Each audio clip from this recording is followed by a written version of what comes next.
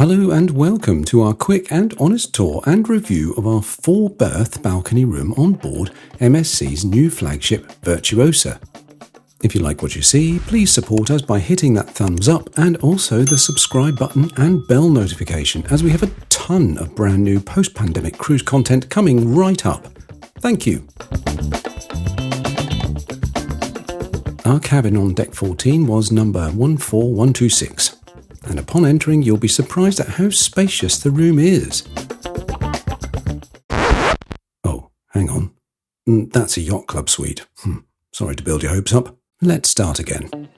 Upon entering the room, you'll see the bunks are permanently made up, and they are situated where you'd normally have a sofa or seating area. The main bed is large and comfy. The pillows in particular were like resting your head on an angel's lap. I went to sleep quicker than a MacBook with a knackered battery. The dual bedside lights are controlled by these fancy touch-sensitive switches, and there's a USB port on the underside, which is really handy for your mobile telecommunications device.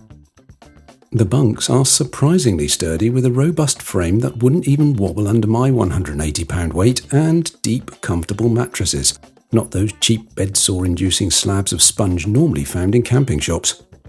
Our 2 adult children laid there all night staring at their phones quite happily. The vanity unit opposite was a generous size with plenty of drawers, but with all the stuff the average person brings on board and dumps on here and never uses, space for 4 was definitely pushing it a bit.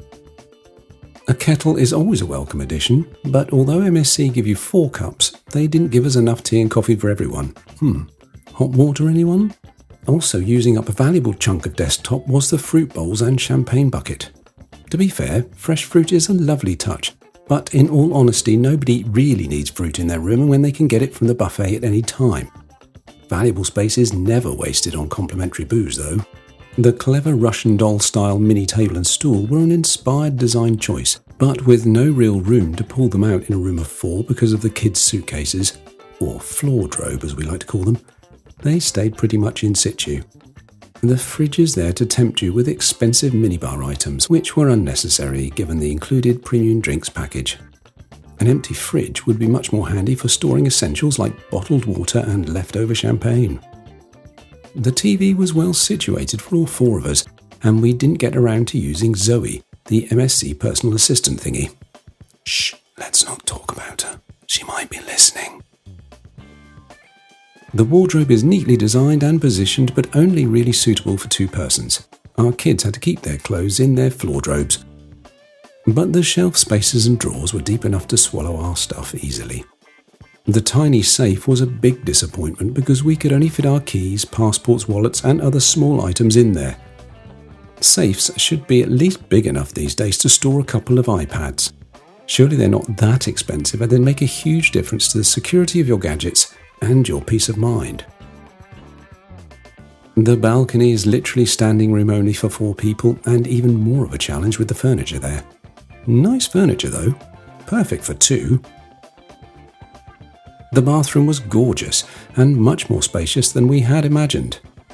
The sink unit is a great piece of design, and the glass enclosed shower was large and powerful. 4 of us managed surprisingly well to share this without any issues. Not all at once, obviously. Plenty of hooks in here to hang 4 sets of towels too.